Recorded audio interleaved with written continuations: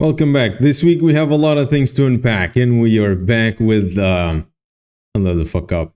Just okay. So we're going to dive into two things this week. And then we are in the end of the year, and usually companies like to rubber stamp all the pen tests in the last year, in the end of the year. We're going to talk about that. We're also going to talk about the latest hacks and the reasons why, even though we have amazing technology, or so they say, hacks keep happening and ever more severe.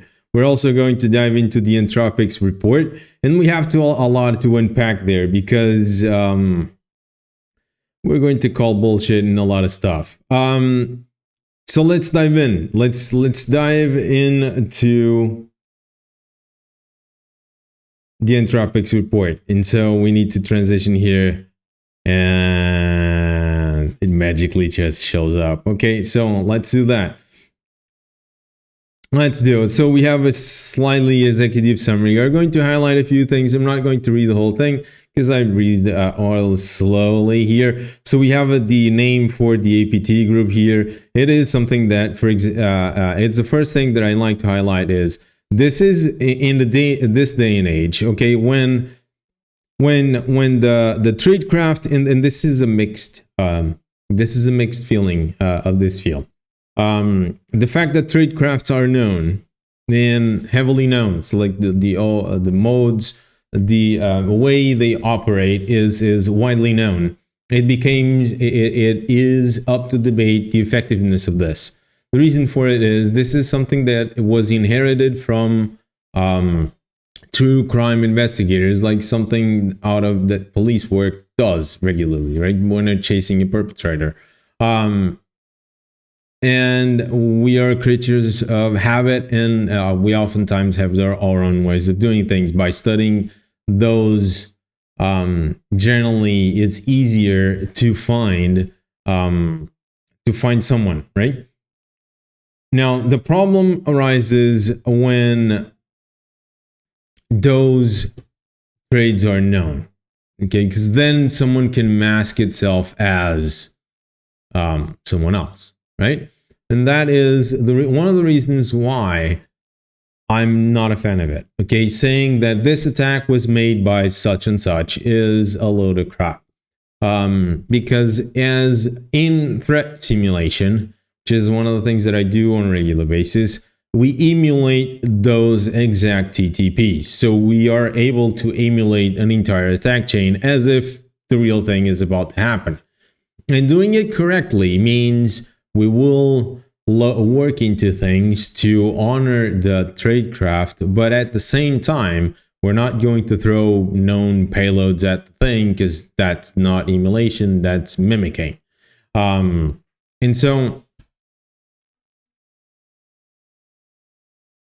And so there are a few things to unpack there. And as I was saying, it's very difficult to assess whatever or not was actually the real thing or someone imposing by. Especially considering that you can do a VPN and route your traffic from wherever you want these days. And the level of compromised servers are so big that you can easily pull that off and throw a lot of people off. So unless you're talking to the group directly, or you got one, there's no way of telling that it might be that. So problem number one, you're assigning it as to a group tag, and you're not saying it looks as if it was made by this group. You're bluntly saying it is a nation state sponsored group. Point blank, okay? Point blank here. Unless they're typing in Chinese, and even then, okay? Just because you speak Chinese, it doesn't mean that you're Chinese. Although it's very likely to be in the vicinity of, because not everyone speaks Chinese. It's a very impressive language. Might give that a try, learning that, one day. Now, going back, the report says it's a fundamental shift.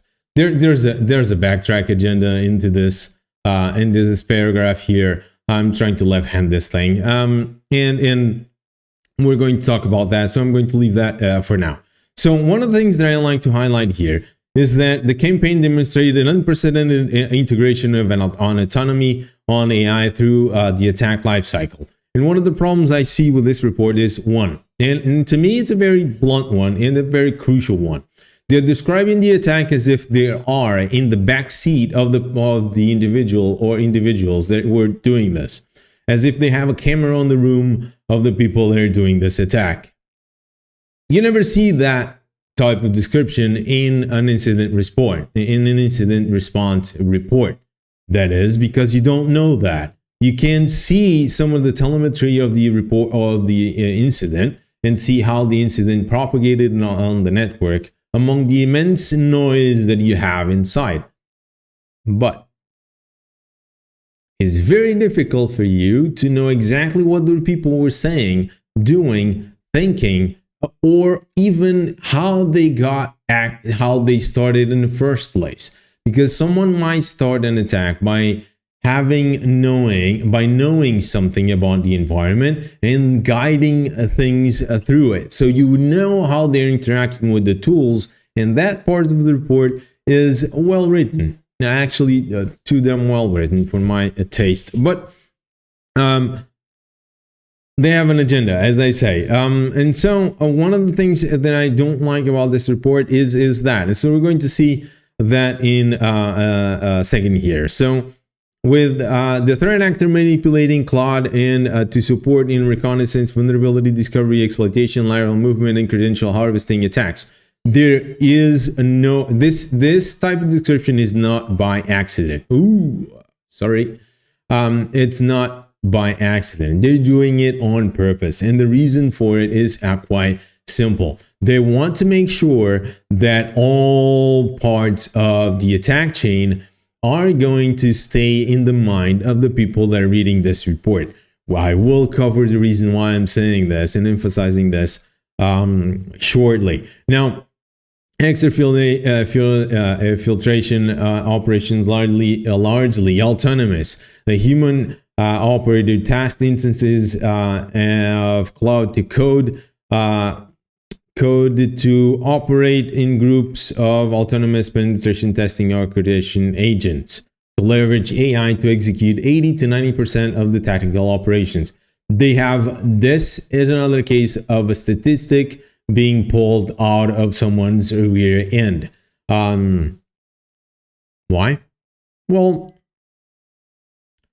how do you know that everything that happened is 80% AI? How do you know? How are you so sure that they didn't use this as a smokescreen? Because while all your telemetry is searching and trying to keep track and putting a timeline together for an AI-based attack, I'm going to bet that someone might sneak in and go unnoticed, because the human is telling the AI to follow one trend. Okay, so it's the perfect escape code. Okay, if you want a smoke screen, here's a new way, but it gets better.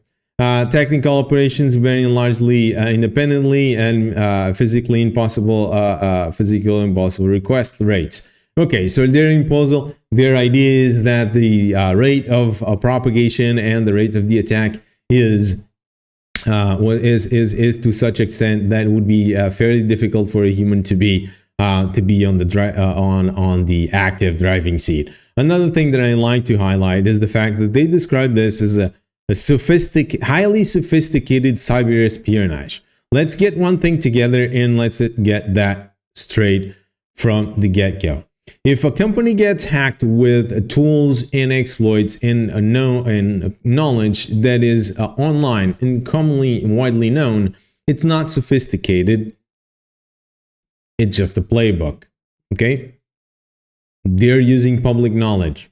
Okay, it's not sophisticated. If you teach someone to bake a cake and then give them the ingredients, they will do that cake. It might be a short one, but we'll do it. Whatever or not is edible is a completely different question. Okay, Now, this activity even has a name now. It's called vibe hacking. Oh, Lord. And it says that it is one of the first incidents of the AI-enabled threat actor. Oh, crap. Okay, so the documented reports of a successfully obtained access and confirmed in high valuable targets, including major technology cooperators. So one of the things that they say is this bloody thing was able to conduct multiple autonomous attacks, and they even call out the obvious. Okay, it hallucinated. Okay, so it was so effective, so good, and so rapid, and yet it still hallucinated. Okay, if you've never seen an AI hallucination, you're really lucky. Okay, I have a few examples that I use in my training, and without being willing to sound like a broken record here, when these things hallucinate, they will hallucinate wildly. They will mix code and they will make wrong assumptions. This is one of the things that I use, and I have a video on it in the channel, is when it makes the APIs in C. It was messy, and even finished the code altogether. When used with reconnaissance, it frequently mixes up protocols. At times, I've seen cases, even with Claude, in this case, when it starts to hallucinate, and when you load serious recon into it, one of the things that happen is when you load significant recon into it and it starts to hallucinate, it will tell you that SSH is HTTP just because it's under SSL. And this is one of the simplest examples. It can go really bad. So using this thing and relying on it heavily without having a human that knows exactly what's going on, it's awfully dangerous. So when someone saying that this is fully autonomous, you're giving people bad ideas. So we don't have to worry just about noobs in the field anymore. And people selling pen tests as vulnerability scans as pen tests. Now we also need to worry about AI. Great. So the full security context represented challenges and the visibility of Claude, and reflects the consistent percentage behaviors on the front end of the AI models. And they have a broad advantage here. So we have here a representation of how this goes, and a few descriptions of that, of how they stitched the timeline. The problem with this report, and I'm going to stop here because you should definitely read the remaining thing. We're just going to do something here really quick, and boom, I'm back. Okay, read that report and see if you can come up with the same conclusion as I did.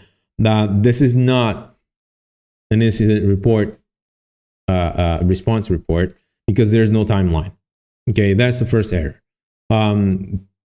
If you're doing an incident response, you have a timeline.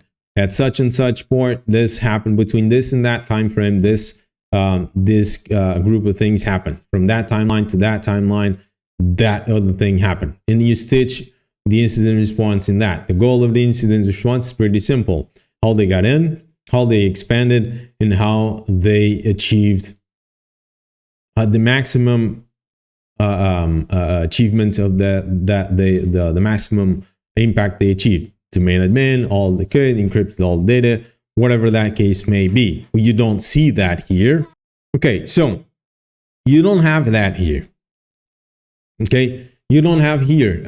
You don't know exactly what they were after. You don't know if they were able. You don't know something like a description of their any telltale signs of their end goal. Okay, because when a threat actor is propagating in the environment, you can tell what he's doing or what he's searching for by their actions. Okay, If they're searching for Word documents massively, they might be searching for something, or they might be searching for locations where it would be interesting to encrypt. Just to give an example. You don't see that here. What you see here is a storyline put together to make sure that the idea of a self-autonomous security assessment is possible. That's the agenda. The agenda number one is to give people the idea that this could be made completely autonomous by a single individual. They are not. They start the report by saying it's made by a group, but they write everything else as if it was just one person. One of the other things that is clear is that they have enough telemetry from their agents and the model that allows them to know exactly line by line what the individual or individuals were doing with these agents. It means that their logging is insane. They're essentially spying on everyone. So they scrutinize every token that they can. So privacy zero. Another thing, and if you're considering using this for your business, I think you need to give it a serious thought. The other thing that is clear is that the description is embellished. They don't do assumptions about what the threat actor was doing. They do assertions. They describe it as a hard truth. Unless they have a camera on that room, that is very difficult to do, even with the level of logging that they probably have. So half of this report is essentially bull. It's a load of crap. You're left to, there are 14 pages in it, and at the end of it, you still don't know what they achieved with this hack. That is something they don't want you to know.